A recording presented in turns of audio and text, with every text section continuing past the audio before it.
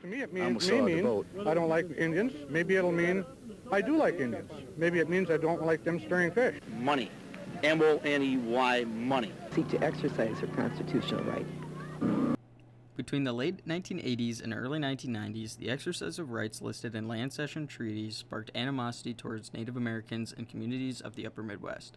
Ojibwa spearfishers reserved long-ignored treaty rights through diplomacy, which began debates by protesters and ended in failure for spearfishing opponents due to their abusive attempts at terminating Ojibwa spearfishing practices. The Ojibwa tribe ceded their lands in return for money, goods, and payments of debt which they owed to fur traders through several treaties. Between 1836 and 1854, the Ojibwa band ceded their land in Minnesota, Wisconsin, and Michigan. The tribes moved to reservations, but the treaties stated they maintained the right to use the land for hunting, fishing, and gathering. These diplomatic agreements allowed the Ojibwe to adapt in a changing nation, but would also result in an angry debate. The treaty rights of the land cession treaties were rarely exercised until they regained public recognition. Because of this, anyone attempting to spearfish off of reservation land was usually arrested unlawfully, as was the case of Fred and Mike Tribble in 1974. We kept coming across an article saying that we retain the right to hunt, fish, and trap on ceded territory. Ceded for us was a key, because we were always taught we couldn't hunt off the reservation. One day after class, we stopped our instructor, Larry Leventhal, in the hallway, and we said, "Hey, Larry, how come we kept researching these treaties and it says ceded territory? It doesn't say we have to hunt and fish on reservations only. What do we have to do about it?" He said, "Well, you have to have a test case." "Oh yeah, test case, huh? What does that mean?" He said, "That means you have to go out and get arrested." So we said, oh, okay, we'll think about it. This issue turned into the Voigt Case when the Lakota filed a lawsuit in Western District Federal Court as a request that the law not be enforced against tribal members regarding the exercise of treaty rights. The Voigt Case was settled in 1983, and the result was that the rights to hunt, fish, and gather on ceded territory were recognized and reserved. Later, a series of court decisions would decide where and how the treaty rights would be exercised.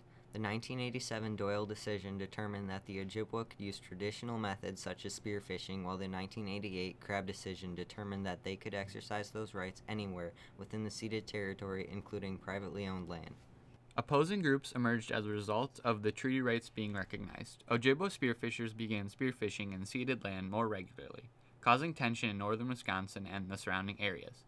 Business owners feared that spearfishing would deplete the rich supply of fish that was an essential part of ecotourism in Wisconsin. A few groups protested for equal rights. What we argued in favor of is equality in the resource, that everybody has the same rules and regulations. Everybody involved in fishing up here is a U.S. citizen, or at least in that town.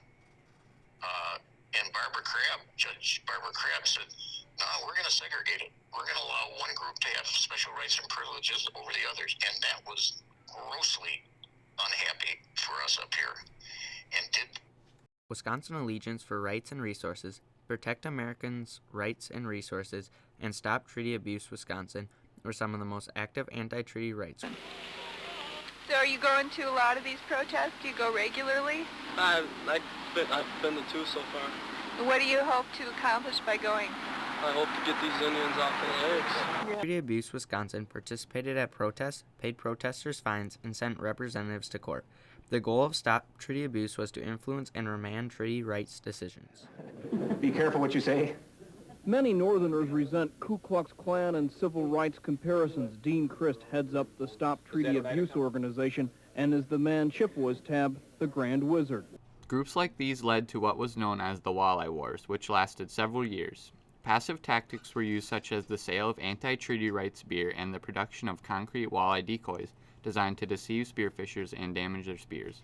However, there were often racial slurs shouted at spearfishers during protests. The verbal abuse gained a lot of attention from the media, which poorly represented activists as well as anti-treaty rights groups. This is not a racial problem. You guys just catch them with hook and line just like us. Hey, are you a citizen? Supporters of spearfishing argued that fish harvest limits would maintain a bountiful population and pose no threat to ecotourism. Several studies were conducted to estimate fish populations. One study showed that walleye, a major spearfishing target species, had a satisfactory population in 70% of studied lakes. The impact of spearfishing on fish populations was a major debate of its time. Though the impact on fish populations was not always clear, the impact on northern Wisconsin ecotourism was. The economy of northern Wisconsin suffered when fewer tourists showed up for fishing season, whether as an effect of the fish populations or the controversy surrounding the area.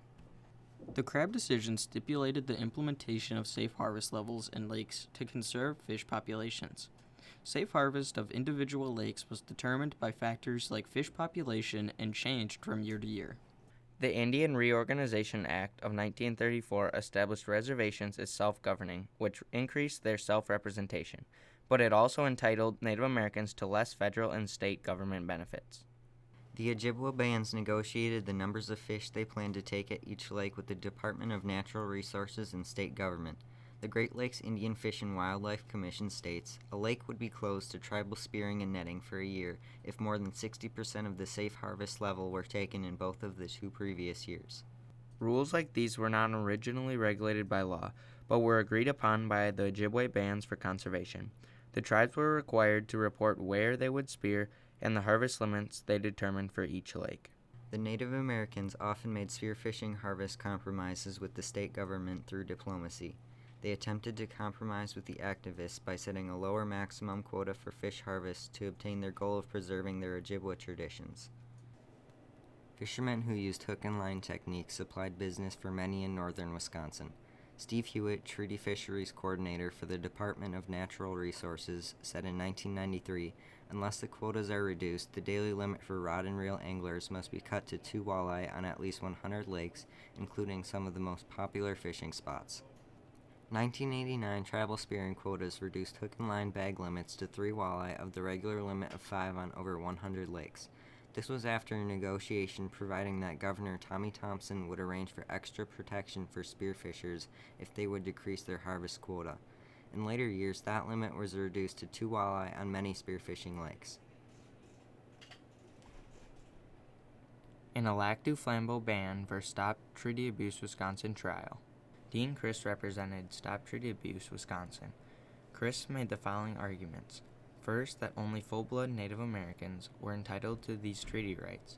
Second, that they forfeited these treaty rights by accepting money from the Indian Claims Commission. However, the arguments were not enough to convince Judge Crabb to decide against these treaty rights.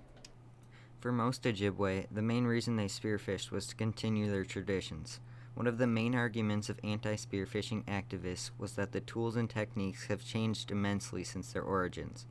Torches, which once attracted rough fish species to wooden canoes, were replaced by modern lights which attracted game fish to aluminum boats. Protesters, who were well aware of the changes, turned this information into taunts directed at spearfishers. Stop Treaty Abuse was denied a trial to prove that they were not racially motivated by Judge Crabb, though they claimed they weren't. Then they were further discredited in 1994 when witnesses gave testimony supporting racial abuse exhibited by protesters. Evidence of racial motivation decreased the value of the arguments created by anti-spearfishing activists, resulting in failed justification and a lost case. Dean Christ of Stop Treaty Abuse soon ran out of options to fight his legal battle. Christ filed a petition to the Supreme Court which was denied on May 5, 1995. Treaties are explicitly written in a way which will not expire over time. The debate over the Ojibwa right to spearfish is evidence that old agreements continue to hold power despite physical struggles. The debate over Native American spearfishing rights inflicted major economic damage in the upper Midwest. Despite attempts at a peaceful resolution, the attempts exhibited by spearfishing opponents proved vastly unsuccessful. Though tension eventually died down, the issue of treaty rights continues to be debated amongst people in northern Wisconsin. Yeah.